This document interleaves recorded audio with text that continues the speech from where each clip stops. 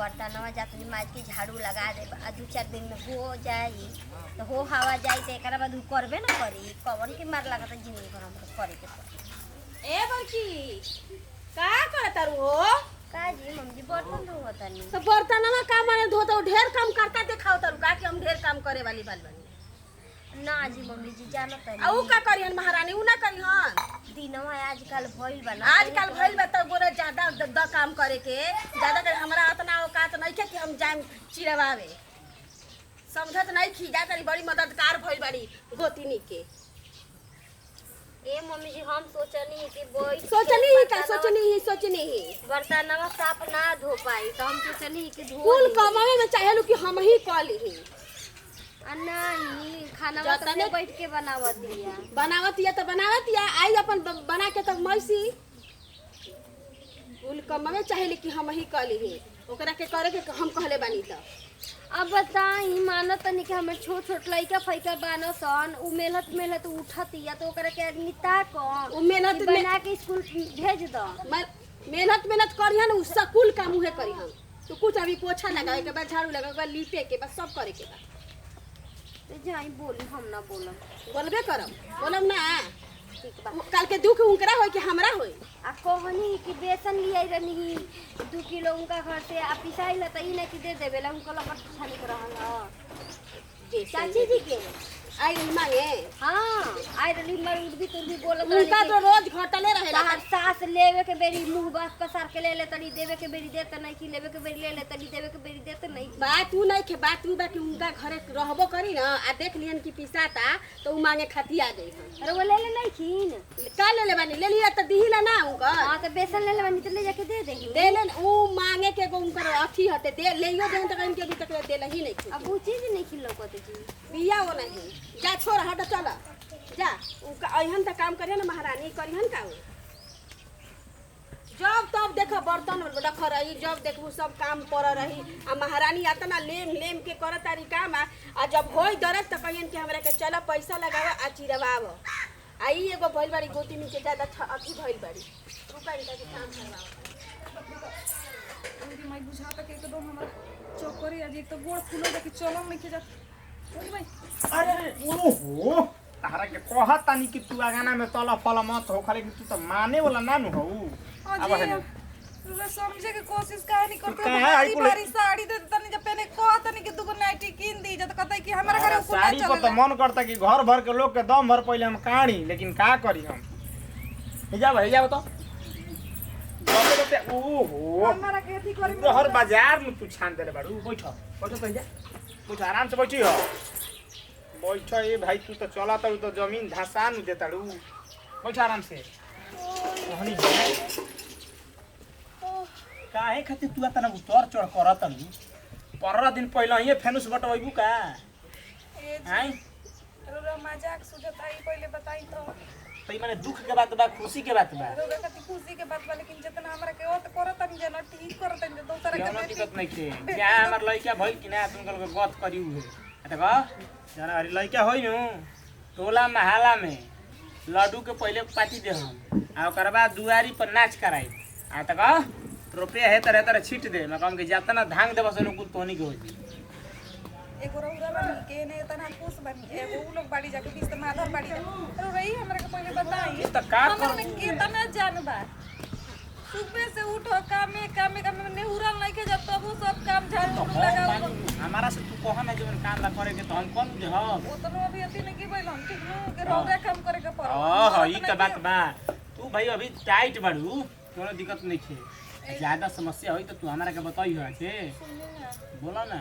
एबर को तारीख को ए बेरा तो हटे 13 तारीख 13 की 14 है जरा अरे उहे 13 14 हां कौन है एगो डेटावा निकलल बा क तारीख की 2 तारीख के ना अभी ढेर टाइम बा ढेर कहां टाइम बा त का करी बोलो डेटावा से पहले ही अति होला तो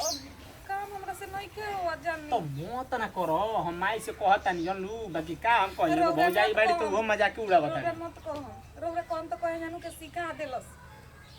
त के कही तू कहबू त तार बतिए ना मनिए स हमारा के त उ लोग एगो भौजाई बाड़ी ते गोल के लेके उठल रहा तड़ी है तारा के मेहरारू के कॉल करत रहा मेहरारू के मुंह देखत रहा रे भाई ए पुष्पा ओई लीडा हो रहा सुन गइलू हो कहाँ गुरनी है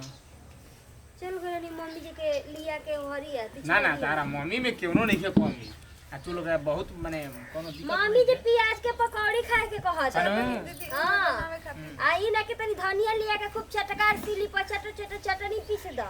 हमरा से नइखे होवा दीदी चटनी ना पीस पाई आही दादा हम मार राती के कूद के काम कइनी सुबेरे बबुआ हो गइल हमार अनु तब का ये भौजी तो तू मेहनती हो जानलू कि ना हाँ तू मेहनती हो नहीं मेहनती ना तो रउआ घर में कोई मेहनती हो जाला राउर माई मेहनती बना देबे देखो एक और दे देखो तो नु हाड़ मसबा बसिला रुखानी से छिड़बू तो पा भरना निकली आ तू तनी काम पर तनी ध्यान दो बुआ जी रउआ हमर से काम करवाई अपन दिनवा अच्छा, जा। भुला गईनी अपन दिनवा भुला गईनी त कही रउआ के सुबह रही 6 बजे नाश्ता चाहत रहल जी जल भई रहत रहे पेट निकल के आ सुबह रही कॉलेज छूटे लागत रहे आयु दिनवा भुला गईनी याद करी कहाँ रे ट्यूशन ना जेबे अरे का हम कहूं कोनी तो उहे माने बादला चुकावत हलू बदला का चुकावतनी सब कोई के उहे हलवा रहेला कोई जाला अजी हैं कोनी अनु कोई दिन से तो हीटरवा के तरवा टूटल बा जोड़ देती तो वही पर छान देती कैसे हमें ये बताओ तो आई तू हीटर पके निक नहीं खे लागत हीटर पके निक जेतना चटकार है चूल्हा पके खाना लागत अब बबुआ जी हीटरवा पके दलिया बनल रहली पंच छोछर लागत रहल ह अनु हां ओसे का फ्री में लाइन भइल बताओ तब वो पंच तो हीटर पे केना खइबू ना हम तो कहत नहीं कि छोड़ा चूल्हा चकिया के बाजार आ जाके तू लोग आराम से गैस छोड़ा लो घर में जान लू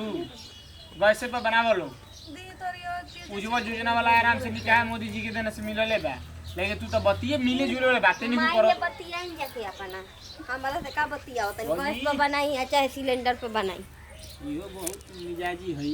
पहिले कुल काम करत हई लेकिन की जाने काइन कर मन में हो गेल बनू ये बहुत ताना तड़ी अच्छा लेकिन कोनो बात नहीं तू केहू को कॉल मत कर दो हम बना देते हैं तू जा बैठ ना जा रहे ना दी थोड़ी अब हम अरे भाई तू जा ना हम कह देता नहीं कहां जाई जी रउआ के जाके बैठ जा आना तो ना जीबू तो हटावा है तू दो हमरा के हम कुल कह दे मम्मी जी किसी आए लगा हमरा पर पासु दो एने से देखो किनारे होई ने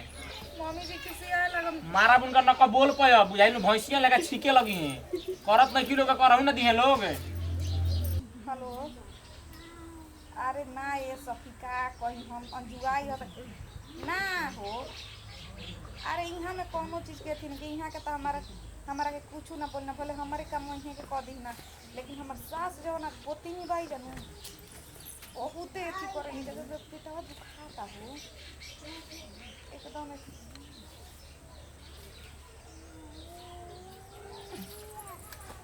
बाप रे बाप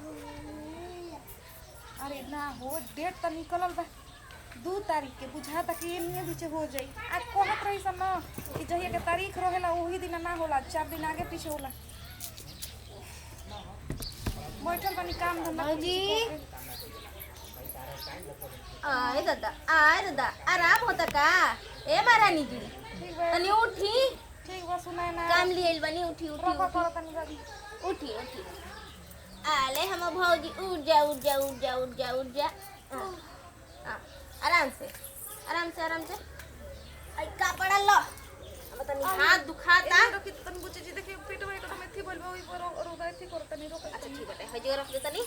आई कुल चीज खींच के ठीक एकरा के अच्छा से घामा में सुखवा के प्रेस इस्त्री मार दियो के साड़ी में तनी लाइट आओ आदमी देखो तो कहता कि बूढ़ लेका साड़ी पहन के घूमती है आई बुच्ची हम ना एथी हमरा से नई के होत का कॉल चलत हमरा से रौरे बताई तारा से कुल चीज होकी है भौजी जितने काम करबू ओतने तार लइका एकदम सुगर सागर आ बढ़िया होकी आ तुरंत वो पेटे में से निकलते चल लगी दौड़े लगी समझत नहीं खू रौरा ना बुझाई काहे के रौरा अभी बाल बच्चा नहीं खेनु भइले ई से रौरा ना बुझाई के तारा मर दुल काय भौजी तारा मर का आ दादा महारानी सूता तारी आ कपड़वा के खींची मम्मी जी कॉल चलत हमरा से रौरे बताई तो कल काहे ना कि जितने कल चलेबू उतने शरीर अच्छा रही हाँ आज तहरा ही लगता इतना खियाओ तानी पिया तानी कर तानी तब तहरा ही लागल बाटे आ हमनी के सास नियन रहतू त का जाने का करतू खाली भर थरी खाए के बस चार बजे जलवा तनी जा काम करत तनी जाए ना चलत तनी जाए ना हॉस्पिटल में के मुहवा तक ले ना देखी ली कि कैसन हॉस्पिटल होला कैसन एगो अरे इंजेक्शन भाई पड़े बुचिया तो हम जाता नहीं ठीक पहले बात हो- सहेली घरे जाता नहीं तो समझाओ एक कपड़ा हम भिजवा कर रखल रही जितने काम करबू उतने तहार जल्दी हो जल्दी जा आ सब खींच के हमरा के आज देखो तर कि एगो साड़ी या कपड़ा नहीं के लोग ग्रुप बुचिया के दे दिया कपड़ा मैल मैल पहन ले बिया तेरा समझ में नहीं आ तू मोबाइल बर्तन हाथा ना माजे के बा मम्मी जी रहुए तो आई बताओ हम हाथा ना बर्तन माजे के बा घर में फूहर बनल त के जे कैसे मेहरा आई बताओ लोग हमरा यहाँ होता जाता सब बर्तन हो जा फेंक रहता हो जा कपड़ा फेंकल रहता महारानी ये बाड़ी की फोन लगा के जे सब बतियावे लगा तरिया सुतर लगा तरी के पीछे हमरा यहाँ कोनिया चला दी जब फीस दे तनी माज दे तनी अरे पानी चलेबू लीपबू जितने काम करबू उतने अच्छा रही तारा खातिर ठीक बा मम्मी हाला मत करी चीर दिहन सब तो वो घरी का करबू हाला और जतने काम धंधा करबू फुर्ती रही देह में ले जा सारा भाई खोल तकिया के चादर सब गंदा पड़ल बा घर में बेटा अपना दिन से दांत नहीं के ना जामल कितना दिन टाइम रहो कन्या 8 दिन 8 दिन अभी जातने काम करिए उतने ठीक है हई ना रहे कन्या हई जात जात के आ घर में लिपनी पोतनी करत रही के लिपत पोतत रही हमर दर्द उठल त मम्मी जी तब जाके बोलैनी आ एकरो से बेसी तारा कौन गइल बा पहिले बाप रे त ना आधा तारा के तनी कुछ खाऊ पिए के दे ना जी अथी दे दे तनी ओकरा त कुछ ना हां अब बबुआ जी पढ़त रही त कितना काम आ रहत सारा लड़का के छोटका के क्या कहत ससुर बोला? के मर्द के सब के क के देत रहे बोला का कहत हो तनी के दोनों नहाए खातिर जोन पनिया भरले बनी उसे खींच दी ना कल चलावे के बा अपने से आ पानी भरे के बाद दुगो बाल्टी रखल बा आ डरामो भर दी ह दू गो और हम ससुर खा खेत में से काम कर के रोज फीस दे में तो ना एक दिन ना दू गो ना आई पूरा खिंचाई आज आ ना खिंचाई तो हम आज खाना ना खाएं आ आओ तरन बुढ़ऊ खेत में से तब हम बताओ तनी चाइल बड़ी लाड गंवारन के बेटी ना ए जा तारा ऐसन 4 गो जलमा के हमहू रख देले बानी तारा ऐसन हम आज तक एगो सुइयो हमरा ना लाग रहे ए मम्मी ढेर नहीं खींचे ना करवा ढेर ना ओकरा करावल जरूरी बा हमरा भी जानते बारू कि खेती हर बानी कहाँ से पैसा ले चीर दिहन से 6 महीना ऊपर से बैठाए हां इहो बात सही आ कहत के करी काम 6 महीना ना। तू करबू ना हैं आज तो भइल बारू बड़ जी हम त ऑपरेशन करा के तो तू करबू ना ना हम हैं ना हम ना अथी करे दे मुंगा के काम करे दे जाय दी हम खूब आराम कली हो जी त करब हलवा बना बना दे हाँ तब का लेकिन अभी ओकरा से काम करावल बहुत जरूरी बा ठीक समझत नहीं खू ए मम्मी जी कुछ चटक मटक खाए के मन करत है कहनी तब कबे से त कहले बानी कह के त कहत नहीं जितनी बनाओ लोग बेसन पे पकौड़ी बनाओ बाग मम्मी जब चटक मटक खाए के मन करला रउआ को हतनी बेसन का का कहतारू बनावे के जा महारानी के कह बनाओ तीत मीठ बनाई बताओ जवन कहबू तवन कह दे हम जाके अरे ले आइबो। मतलब खोलिए के बोली मुर्गा मछली मंगाई गड़ी किस्म चल त मछड़िए देखी त पोखरवा में बा कि नहीं के ओयन से मड़ियन से तब हां हां हां जाई बड़ी आँय? खरा में टेस्टी लागेला मछली हां उहे तब सोचता जाए, नहीं जाए। आ ओकरो तनी मन रह जाए कब हो जाए का हो जाए का जाने हाँ। मन करते ओके हाँ। डरे ना कहत ठीक ये है जाने उनको हम तो देखी तो छोटका बा छोटका होकी तो ओकरा से मरवाई ना मारा मरवाओ तनी आ काट लेबू नु जिंदा आ ही मम्मी जी काट ले ले किलो 5 किलो जाता नहीं 5 किलो में हो जाई नु हां हां बेसी बाटे जाई और कर 2 किलो तो रउए खाजिब को रवा बाप रे बाप इधर का जाने काहे हमर सुबह से एकदम मुझे तक तबीयत खराब लिखा लगता मम्मी जी नहीं की करते तना कहत आनी कि हमर नहीं के नहीं टाइट पेट में लगता हो दादा मुझे तक कि आज इन पर काम मुझे तक वही डेट पार ना करी ओहो तारा के कातना बार हम समझाइले बानी कि तू काम धंधा मत कर लेकिन तू मानते नहीं तू पड़ो तो या ए जी बोल हम घर के कुल मटर में हम साफ कर देता भाई ए जी सुनो तनी का हो ई जन कहे तो तनी ऐसी दुखाता चुपचाप रह मई का बोल माने तोहनी के माने अपना माने बुझात कि ना देही पर चढ़ जी का माने अपना माने मैंने का कहता तोरा माने नहीं छे बुझा का कि माने हे टाइम में ही माने काम करो तो उ जितना काम करी उतना नु अच्छा रही ओकरा के। कहीं भइल बड़े फिजिशियन की काहे सर्जन ना? कहीं सर्जन भइल काहे बड़े ना हम जैसे पहले बारी वैसे ही हमार हो तोरे काला से हम ना चलो तो तोहनी के जमाने में तो हॉस्पिटल ना रहे हां ना रहे 8 दिन तक मेहरा रोज आना तब तोहनी के घरे पड़ले रहत रहे अच्छा। आज का हॉस्पिटल बैठे के डेके नहीं वैसे ही हो जैसे हम कहो। तोरा कहला से हाँ। हैं वो ना खड़ा करतिया इ नखड़ा करतिया अते निमन करत अभी ले दर्द ना होला हैं ना दर्द होला ऐसे ना देख कुछ हो जाई नु कुछ ओए हो कुछ ना सुना कुछ ना तू हो जात ना तू जाना तड़ू नु तू कुछ कर देबा हम ना जाए हॉस्पिटल त ना जाए के तोरा कहला हम बानी हमार परिवार अते जहां कहलो लेके चल जाइबा अब एकदम लेके जाए सरकारी गाड़ी जा से बोला बतानी के जा सरकारी गाड़ी बुलाई जी जल्दी एकनिया तनी देख कोई द्वार पर बा तोरा आशा के फेरा लेकर खराब होता बोला के ले तोरा आशा के फेरा लेकर खराब होता जा सकल ले तू कर सेवा तू कर बे ए जी हमरा के बेटा मत कर गई हां हम करो हम अपने परिवार संग होई हॉस्पिटल में चीर देता है सर चीर के बिना डर दे के तनी दाम कर हम ले कौन बोले ले बानी कमाई की जो तेरे पर कनिया तनी बोलाओ तो तनी बटन लो आज हां खड़ा हो खड़ा पहले देखवाई तू भाई चुप रह बे हमारे के गुलाम मत बा तोर गुलाम बनी हम आई ए परिवार में कुछ होती तो इफ्तार हमारा मिली चलो ए मम्मी जी तू मत बोल मेरे पूछी जी के भेजी ना ओहर जमल ताके लगे सन बुचिया हां मैं एकदम ये बना मन भइल बिया ये जो लड़ुआ भाई गाड़ी आ तू कौन करी तो के मन मत चुप रह अभी हम कपड़ा लेके आते हो अच्छा आओ दे दे कौन के हनी के बाल दे दे। है माई तू जानता रे कुछ के जानता रे? और को के तू ही भाई बड़ा के ढेर जानता रे ई तनी आ करतड़ी ऑटो करतड़ी अरे माई आ देखो तो वो तोरा ना भाई बा आयो मुझे हॉस्पिटल में चले हम ना जी हम जी तो ओई छाव बना लो चिर दिहान से ना तो पर दे हम ना जी 6 महीना चलो जब तक खून ना गिरी ना जाए दे ना जाए तोर हम जमाइन बोले ले घर ही हो ना होई जमाइन में कहा था कि भैया बड़ी दे घरे तू अपना बेटा कटा नरिया तर दिन भोर पर बोल चलो कहिया ले भाई अरे माई ले जा भाई हटा प्रिया चले अरे बुचिया देख तो चलो ठीक बटे ना जाए दे तो ना जाए दे कह दली तो ना जाए बात सुन जा ताला मार दे बात मार ना जा जाए जान ली परिवार की जान ली तू जाए बे ले जा हां ले जाई ले ले हमारा लाख लेके जो चलो लास्ट के फेरा में चलो